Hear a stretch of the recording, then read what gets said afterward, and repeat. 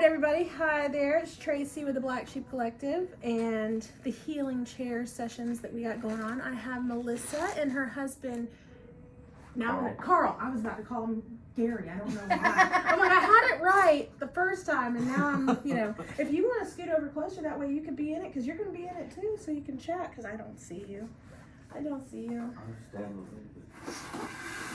All right.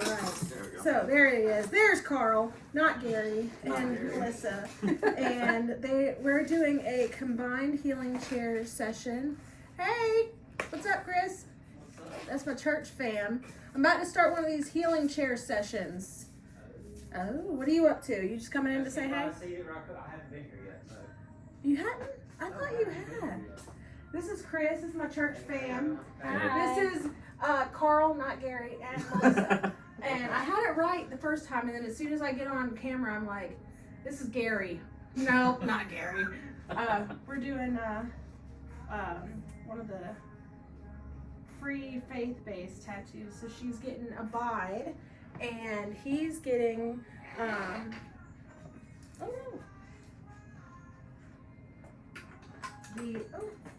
about to knock everything over. We'll show you what he's getting in a minute. Anyway, so tell me a little bit. We're recording, that's why. You want to come in here? Are you guys cool with him coming in? That's fine. You can come in here. I'm listening. Okay. Listen to y'all, so. They're just going to share their testimony. You can grab that chair if you want to sit there. I'll stand front now. They're going to share their testimony and hang out a little bit and get one of these tattoos. I don't know why I just got nervous. So like, I've done this several times, and then I don't know, I'm feeling like kind of weird.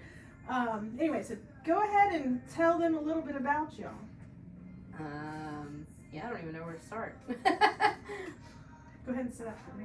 That way I can be fine. So this is Melissa. Something she told me that I thought was really cool is, well, the both of them, they work in theater, and then also she was in a pretty awesome band. I'll let her tell you about it. That's something we could start off with. Yeah. And you could share that. Well, I was in the Maverick City Gospel Choir when was that? About 3 years ago? 4 years ago? Yeah. How did you end up there? Like, So, funny story. I saw this video on TikTok. mm-hmm. This girl talking about open auditions for the Maverick City Gospel Choir. Mm-hmm. And I sent it to Carl, and I was like, so maybe. And he was like, figure out the details and let's go for it. And so I called our friends that live a little south of Atlanta, and I was like, hey, can we come and stay with you these 3 days, and while I go and audition for this group? Mm-hmm. And they were like, yeah, of course, sounds perfect. And so I was like, okay, now we have to figure out childcare. We might need to go smaller. I'm listening. Okay. We might need to go smaller because Okay. you have a very tiny head. So not in a bad way. I don't mean that in a bad way. It's just I've always a been told I had a tiny big spot. head, No, so you that's don't. You wonderful. have a great size. You have the perfect size head. I have a small head now, okay? Okay. Yeah. Continue. Okay. I'm still listening. Okay. You go on. I'm grabbing the other schedule. Okay. So we figured out childcare, and we drove up to Atlanta, and really had no idea what to expect. We got to, what was the name of the church? It's the Ebenezer Baptist Church. It was Martin Luther King's church up in Atlanta, and it was a gorgeous church. But they pulled us into groups. They taught us the songs, pulled us into rooms to audition, and I didn't think I was going to make it. I was just excited because I got the opportunity to audition. Yeah. Tons of people. There were so many people. So many people. So many people. And Have you been in like a band before that and everything, or do you Not- just sing for your choir? so I was just in like our church worship team. His wife is in our church worship Awesome. team. She's awesome too. So I've just been in worship teams, but I got in. We went to the first show that I did was in Orlando. Mm-hmm. Then we did Tampa. Mm-hmm. Then I flew out to Texas and did 2 shows out in Texas Mm-hmm. By yourself. by myself. Yeah. When you say by yourself, you mean like you were just with yourself, or like you got to like She flew out there by herself. Okay. She was with the with the team, but she was. Right. I wasn't there. Okay. Or anything like that. Oh, and it was a very interesting experience. Yeah.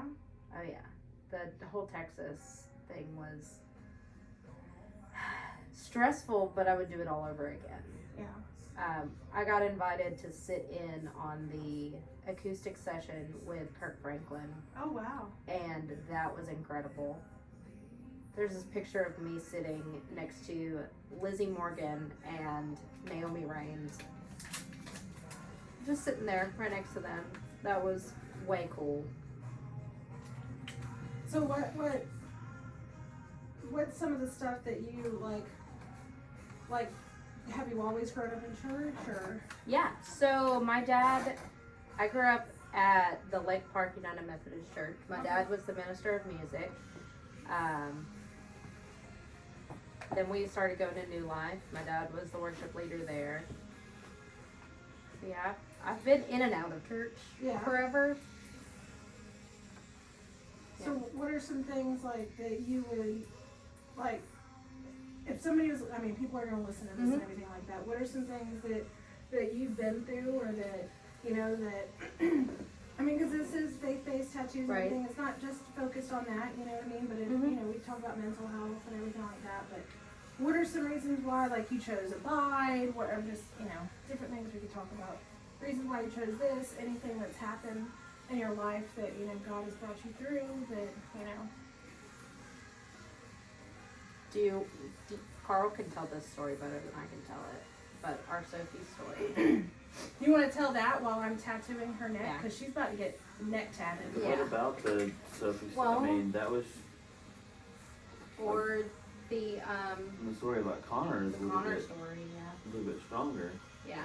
I mean, as far as everything going on. We're going to start while she's, you talk. So, yeah. So, our almost 9-year-old son, Connor, when Melissa was pregnant with him, I had volunteered to work what's called a walk to Emmaus, which is a 3-day walk. It's what they call ecumenical, so it doesn't matter what denomination or anything like that, but it is a walk in which you go without cell phones, you go without watches, you go without everything, and just spend 3 days with Jesus, basically. I've never heard of that. It is based off of the biblical walk to Emmaus. The story is there in the Bible. I could not give you a quotation for it for right now to save my life. The long and short of it is I was one of the workers working in the room with those that were walking. I had already done the walk. And so I was helping facilitate it in a super secret squirrel kind of way. The people at my table didn't know that I was working the walk. I was walking as though a pilgrim, and that's also part of the story in the Bible is that Christ was walking with them, and they didn't know it. Okay, so you were kind of like that symbol, like the symbol of that. Representation, yeah. So that gives you the background of that. Now, my son now has been born. He has been diagnosed with slight autism and ADHD. He was born interuterine growth restriction, which means he was no longer growing inside Melissa. She was induced in order so that he could be healthy and thrive. He was far enough progressed that he was safe to do, but it was still, they were concerned about his growth. That is the happy side of the story, to let you know that, hey, it all ends happy. That particular evening, while I was working, we had just finished the session with all of the pilgrims. I was told to remain behind in the conference room, which was odd for me. They had sent the pilgrims on to, I believe they were headed to the chapel that particular instance, to do one of their sessions. And I got notification that Melissa was headed to the hospital, that she was concerned about Connor, that she was no longer feeling any movement with Connor. No, it's bleeding. Oh, okay, you were bleeding at the time. So that we were afraid of a loss. My dad, thankfully, had been working the walk with me. He was there, and he's the one that got notification from some friends of ours who were working in the kitchen. Because you couldn't have your phone. I couldn't have my phone. So she had no way of getting in touch with me. So she was able to contact the kitchen. The kitchen got in touch with me through my dad and let me know that she was headed to the hospital in Tifton with her Ambien-induced mother as, you know, moral support. And I needed to figure out a way to get there. Well, I'm in the back of my head trying to figure out how to get there because me and my dad had ridden together to save vehicles and things like that. Yeah. And like, how am I going to do this? Da, da, da, da. When an elder in the organization and in the churches, he was an elder pastor, tells me to sit down in those short terms, to sit down in a chair, that the men at the time were going to pray over me in place of, I was to stand in for Melissa. And these were both lay leaders and ministerial leaders from different churches in the area, combined ministry experience and biblical experience and testimony of probably hundreds of years. And they sat me down and began to pray over me. Now, I will never remember anything that they said. I do remember the feeling. It was an out-of-body experience in the literal sense. I no longer felt where I was. I honestly didn't even feel them necessarily, even though they were pressed around me, you know, hands-on, all of that. And they prayed and prayed and prayed and prayed for me for safe travels, prayed for her, make sure the baby's taken care of, yada, yada, yada. All of the things in the Holy Spirit at the time. I then got in the truck and hauled butt to Tifton to check on her. And like I said at the beginning, it ended up being a happy story. Everything was fine. It was just a scare. The really powerful part is while Melissa was driving, because her mother had taken Ambien to help her sleep, so she was not able to drive. But yeah, I got you. Melissa was driving and of course had been afraid, nervous, you know, not sure what was going on. And on her drive up there, a sudden peace and calm came over her that she could probably tell you now, but still couldn't describe then. That all of a sudden that everything was going to be all right. And this is probably during the same time that they were praying over you. Did you guys figure I don't the have a time clock frame to out? say it, but I'm pretty sure yes. What was that? I was saying, did you ever figure out if it was like the same time? No, I didn't have a clock or anything to tell me, but I know in my heart that it was. Whether the message took time to travel or it was immediate, I know that the prayers that were being prayed were the ones that calmed her and took care of everything. And how, you said your son is 9 now? He's 9, yeah. He's not 9 yet. Well, he's 8. He'll be 9 in July. And he's healthy and... Oh, yeah. As healthy as any, you know, little boy can be. Yeah. Is that yeah. him? Aw, he's adorable too. And that's your daughter? She's beautiful. Her name is Emmanuel. Oh, that's cool.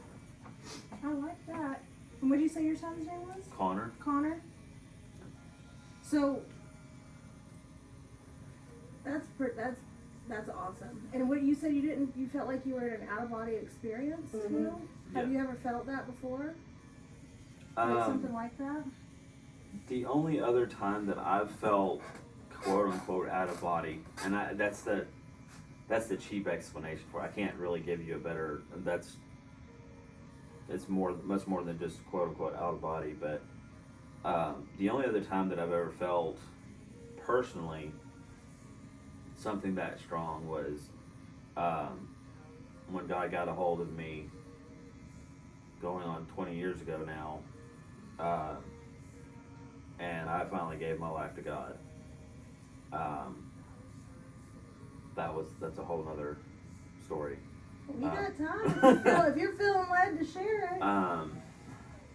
So to give background on it ahead of all of that, my mom, dad, I, and my sister moved here from Texas when I was 7 or 8. Upon leaving Texas, we had also left the church. The church my parents had been attending there in Texas had fallen apart, had split in the middle, infighting, all the nasty things that people do to what God has given us in the church. I love that you said that, because a lot of times people in church you talk about that all the time at church. Yep. You know.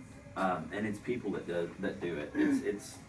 It's not God that hurts us a lot like that.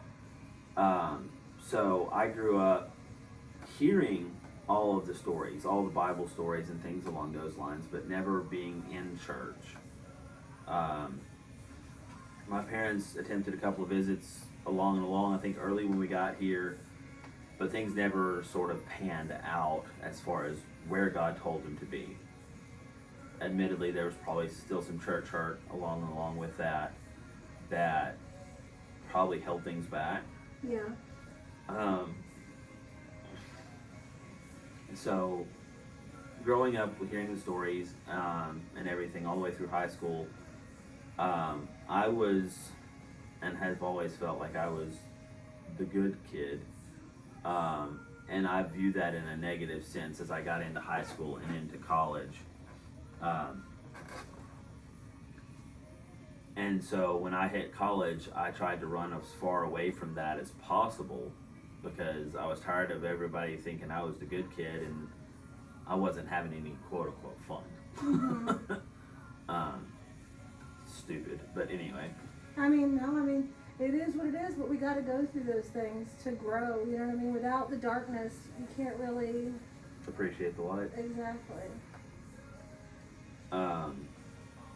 So many stories of things going wrong during that time frame, but God always had my back at the time.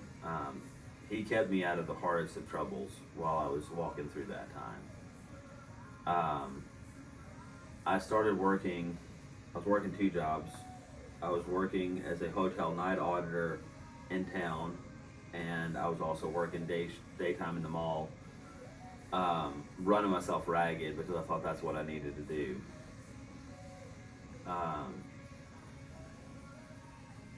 My dad started inviting me to a church they were attending here in town. They'd been going for a little while and had found a good church home. It was the Gathering United Methodist Church. I say was because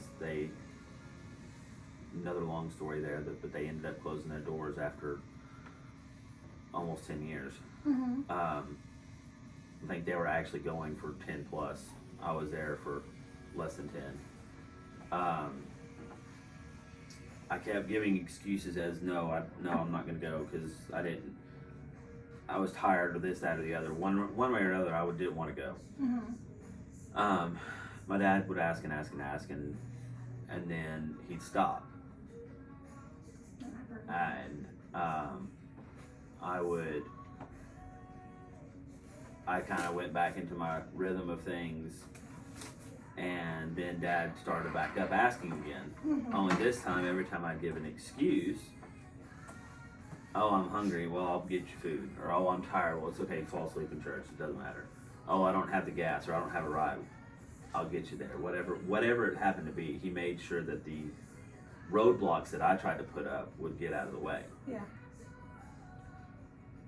So I did. I started going third row, 3 or 4 seats in, I would sit there and listen, and out of sheer respect for the pastor, I would do my hardest not to fall asleep, but Yeah. would. Yeah. Invariably. And I don't recall the date specifically. It's been almost 15, 20 years now. But in that I third, think it was in October.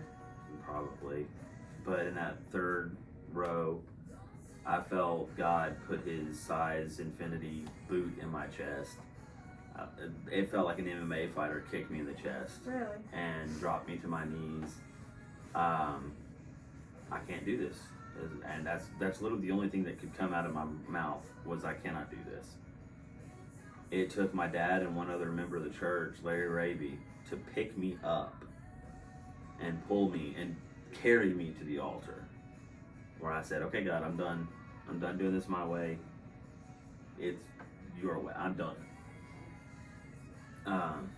I still have the card that the pastor's wife gave me, and it has the date on it. But it's funny because as powerful as that moment was, as like I said, when I said out of body, I could not move myself. That wasn't the end. That wasn't the end of the troubles. That wasn't the end of all the mess and things like that. I see so many times with testimonies that people will go, "Oh yeah, I had this, God experience, and then everything was perfect."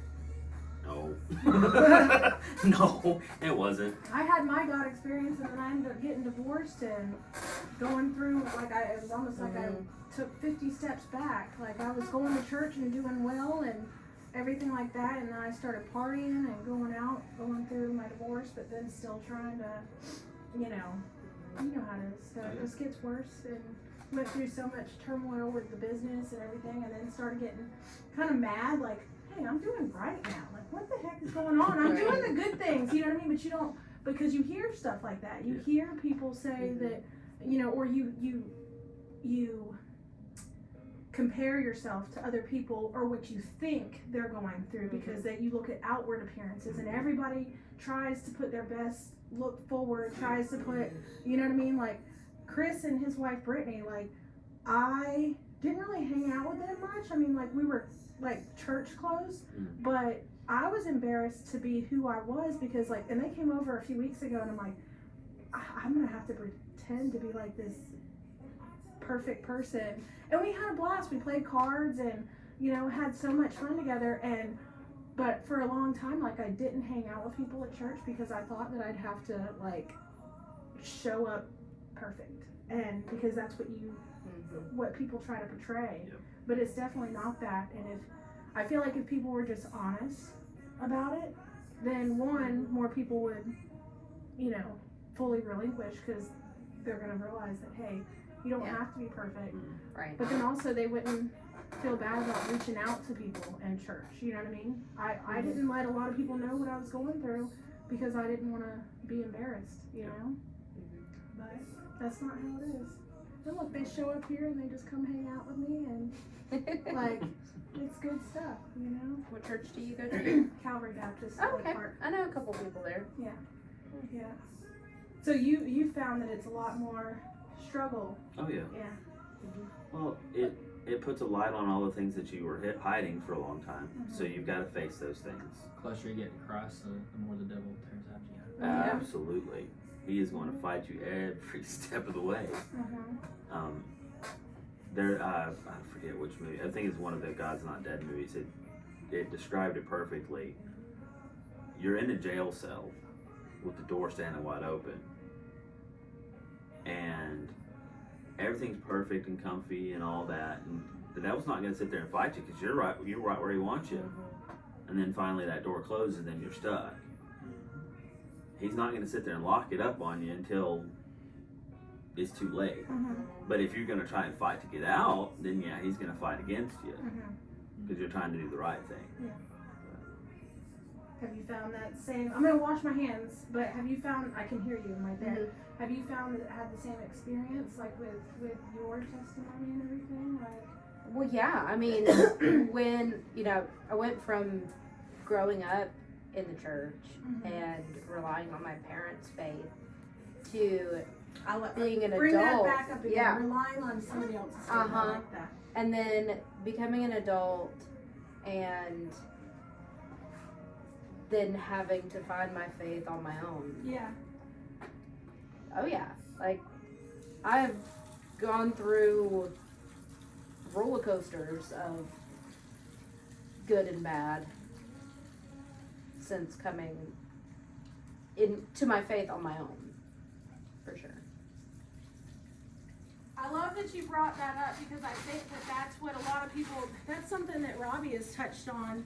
You know, yes, you want to introduce your kids and it's your responsibility and things like that. It's, yes, you should have them in church and stuff like that. And yes, your church family should definitely be a part of that. It takes a village. But at the same time, it's, at the end of the day, it's not the church's responsibility. Right. You know, but at the same time, it's also, when you grow up, like, you have to instill in them that, hey, this is a personal walk too. Like, you can't just depend, just because I believe in God and just because I'm doing this doesn't mean it's going to save you. And like, as a parent, that's so scary too.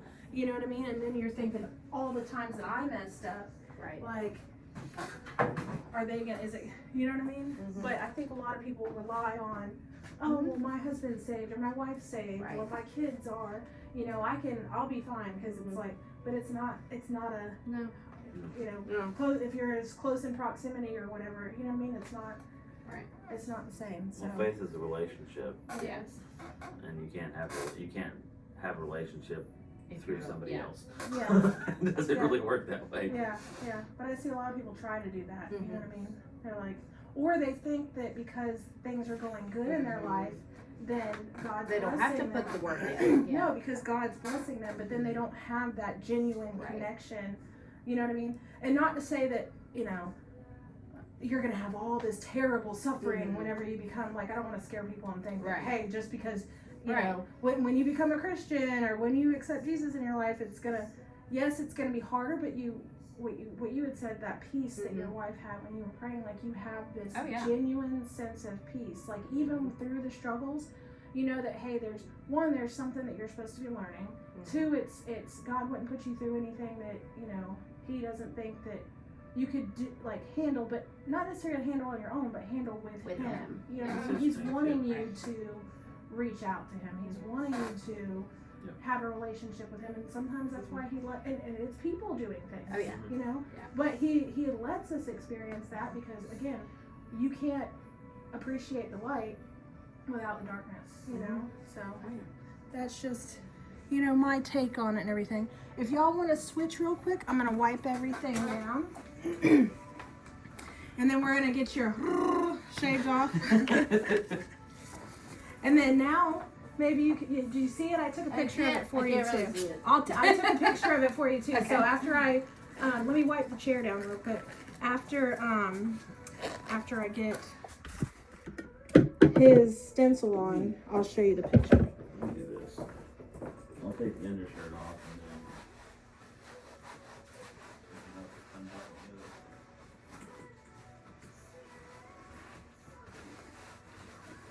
So, what are some things, like, he told that story about your son, you guys had said there was a couple of them. What are some other things that happen that you can...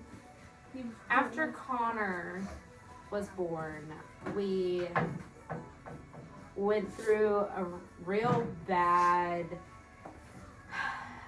financial time.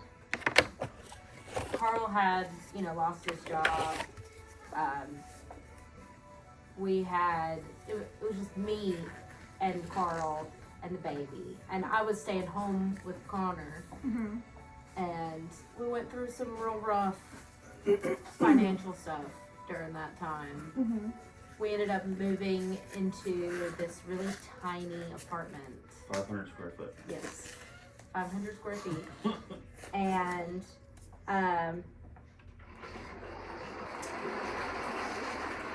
we really weren't trying to have a baby, but we did. We got pregnant, and we kind of were getting excited about it. And that way I can make sure it's straight. there's this video of me telling Carl that I was pregnant with Connor. Had this Big Brother Yes. t-shirt on, and Carl's coming home from Chick-fil-A. And Carl says, "What the hell?" Well, So he didn't know yet. he didn't know yet. That was him finding out. Okay. And we'd gone through a lot of losses during that time. Like my childhood dog passed away. My grandmother passed away in my arms. Oh man. And then the day after my grandmother's funeral, we found out that we were losing Sophie. That's what we had named our baby. Oh man, I'm sorry. And that was a really rough time. We there were several Sundays at church that I would just cry during the service. Mm-hmm. That I would just not do. I would just sit there, or I would hold Carl and just sob. Then it came Christmas time. So I lost Sophie during Thanksgiving. Mm-hmm. Christmas time, we're going through, the different names of Jesus. And I'm thinking to myself, man, the name Emmanuel would be such a beautiful girl's name. Mm-hmm. And I was like, I'm not going to bring this up to Carl because we're not ready to try again yet. Yeah. Well, in around January, Carl turns to me during church and says, okay, so this is weird. It's not, we're probably not there yet, but how do you feel about the name Emmanuel for a girl? Really? I stared Does at that look him. good? Yeah. Does it look straight and everything? It was hard to tell with your shirt. Make All right. sure. Mm-hmm. Yeah. I stared at him for what felt like 5 minutes. You can sit up. And I was like, you have got to be kidding me. I've already been thinking it What? for a while. Yeah. I was like, shut the front door. No way that we are thinking the same thing. And then we came up with a middle name. And then before you know it, our rainbow baby was on its way. Yeah. And, I don't know why I thought, we should have a gender reveal party. We should have known it was going to be a girl. You already knew. We should have known. But yeah, that was our Emmanuel I love story. that. Mm-hmm. That's Mixed so with our crazy Sophie that story. y'all- Yeah. But you get in sync like that. Mhm. Like when you genuinely, Yeah. like, I felt that with my now husband. And you guys were there at church that day, right? When he proposed. Like we had been together. Who? Were you there when Brendan? You guys were there? No, I think it was the day that we had some meal afterwards. It was in August. Okay. Well, either way, I knew that he was going to propose. Like I just had like this knowing. We were doing this series about people, like pretending, like playing house, Mm-hmm. but then playing church, but then not Right. like fully being in all the way, you know what I mean?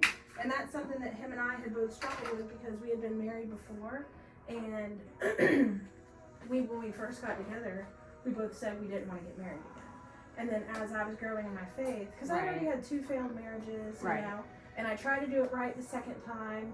We went to church, we did everything, but then we still grew apart, We were growing in God, but not together. We were kind of having our own relationships separate, not together. And it really affected us, and he was living somewhere else because he was military and stuff. But anyway, besides all that, we were together for about a year, and he didn't want to get married. And I told him a couple months in, I was like, I've changed my mind. Like I do want to get married. I don't want to not be fully in, Right. And I was like, I'm not trying to push you to do it. I don't want you to marry me if you're not Right. wanting to.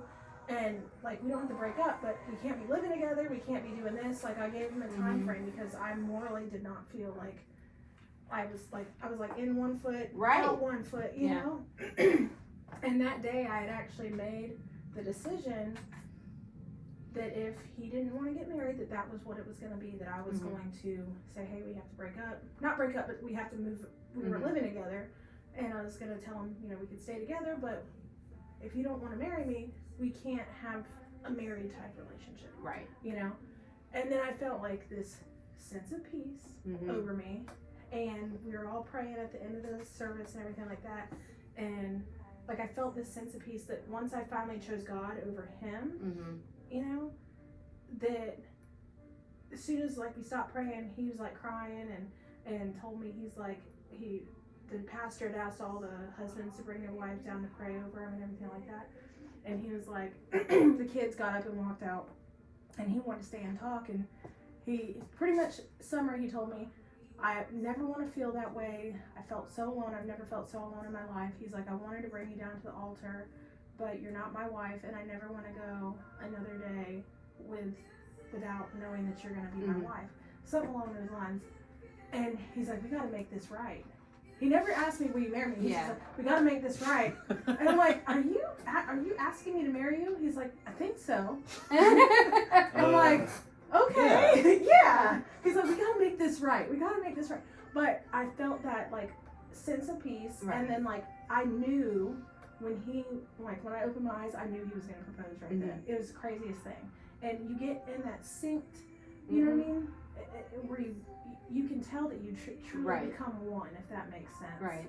And that was one of my experiences that kind of reminded me of like you guys having that. Mm-hmm. Emmanuel, let's Right. name our kid Emmanuel. I was just like, how did you know that? what? It was crazy. That's awesome. Those moments, I love those moments because it's like you see God. Everybody's like, oh, you can't see him. How do you believe in something you can't see? Because of those specific moments, just like that. And people are like, oh, well, it's just coincidence. No, that's not coincidence. That's those tiny little miracles that God shows up in a way that only you might realize. I mean, other people, when you tell your story, they're like, oh, yeah, that was God.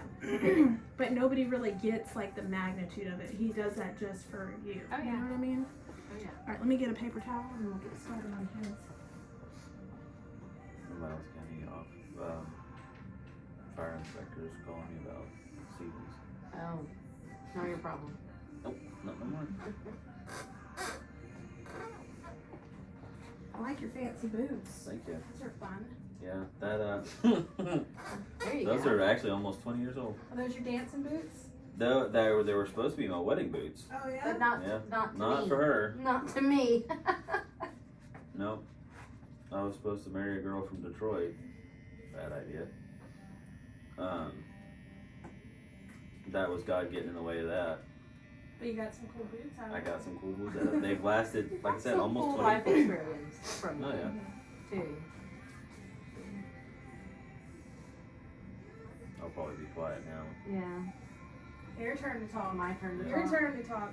What are some things that you would tell people, like, you know, if they haven't accepted God in their life, if they haven't accepted Jesus, like, what are some things that you've experienced? Because you said you kind of went away from the church for a while. Like, Well, so I've struggled with anxiety my whole life, and I noted one of the biggest things that people noticed whenever I finally gave my life to Christ after, you know, becoming an adult. The first thing they asked me was, "What happened to your anxiety?" I still have it. It's still there, but I don't put my trust in, you know, things that aren't real. I have something to rely on in Jesus that I can put my anxiety, you know, like cast all your anxiety on him for he cares for you. That was the biggest thing for me, was my anxiety.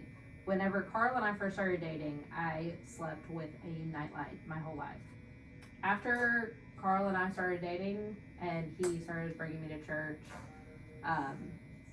and I actually had a relationship, I stopped sleeping with a nightlight. Because I had horrible nightmares. yeah. Horrible nightmares. I've maybe had 3 in the last 11 years.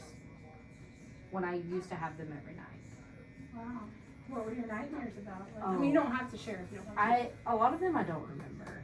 But they were, and most of them I didn't remember even then. But I would just wake up in sweats, not able to breathe.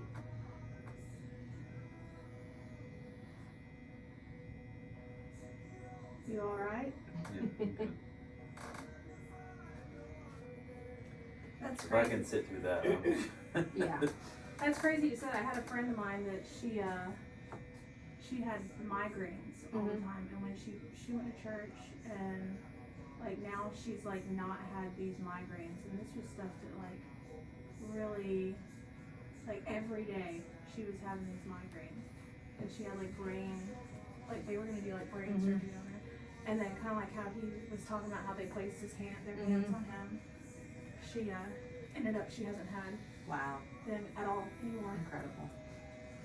And it's stuff like that it's just like, and hearing other people's testimonies, like how can you not believe, Right. you know? I watched a man get up every Sunday, and the man would stand and praise God, front row, every Sunday he can make it. And we all knew that he had one bone left in his back. Oh my gosh. He was a Vietnam veteran, had suffered from Agent Orange, and no longer had any bone in his back. It was all fused.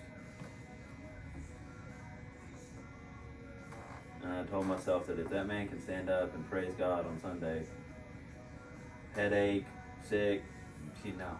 Yeah. That's crazy.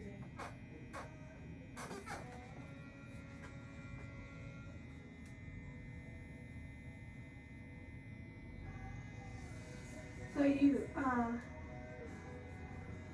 hard for me to concentrate on this and talk. So how did you come up with this one? Why did you want this particular tattoo? I know you got the abide. You didn't tell, I don't think you told why you chose that one. Well, And then tell a little bit why you chose this one out of everything. for me, abide, you think abide in me. And I mean, it can be a reminder to abide in him always. And I like how it is also the olive branch, Yeah. because everything ties back to the olive branch in the Bible. Just small little reminders.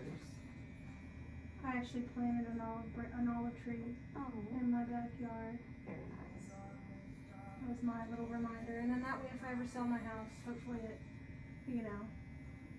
stays there for other people too. Because that's exactly, olive branch to me is everything in the Bible is about love, Yes. right? Mhm. And like that olive branch being an extension of, Mhm. just an extension of love, extension of everything. It's, Mhm. Peace. Mhm. And what about you? What made you choose this one? That's getting hard for me right now.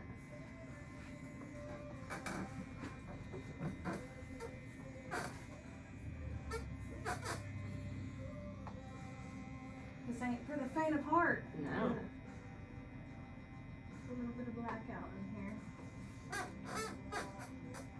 Well, is there anything else that y'all want to share? Or if not, I can have Chris press stop and we can just say thank you to everybody. Are you gonna say No. no? We can always, hey, listen, if you ever want to, just let me know. Cause are you still doing anything with music? Or I know you guys are doing theater, right? So right now I'm not doing anything with music.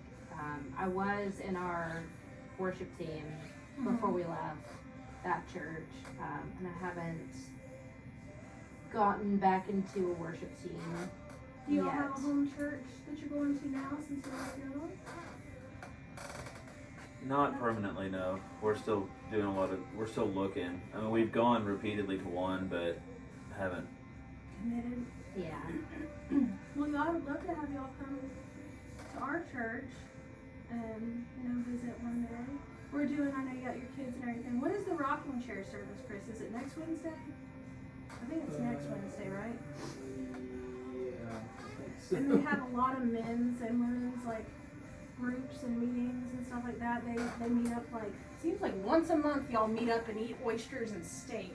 And, just talk about, where is it that y'all go out to? Olympia Band. Huh? Olympia Band.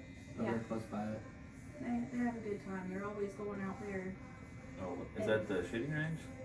It'd be the dirt road before the shooting range. Okay.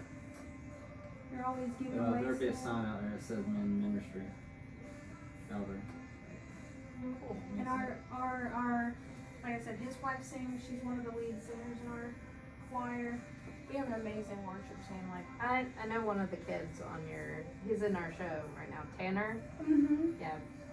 Yeah. Tanner and Lacey and Leighton. yeah, they usually sit right in front of us when we're up top because we got 7 kids, so we end up having to move up to the top so we can all fit. Oh wow. Because I'm terrible at showing up on time. I'm always a few minutes late. So I get there right on time. Right. You know? I understand. Yeah, and we also know Courtney, what's her last name now? Arnold? Should be Arnold. Yeah. Michael Arnold. Yeah. And Michael. Yeah, we'd love to have you. But all right, well, I'm gonna go ahead and have Chris shut this off. Thank y'all for joining us and for listening to us, and I hope you got something out of this, and we appreciate you watching, and hopefully y'all come and share your testimony and get your free faith-based tattoo. Can't even talk right. But anyway, go ahead and shut off, Chris. Thank you.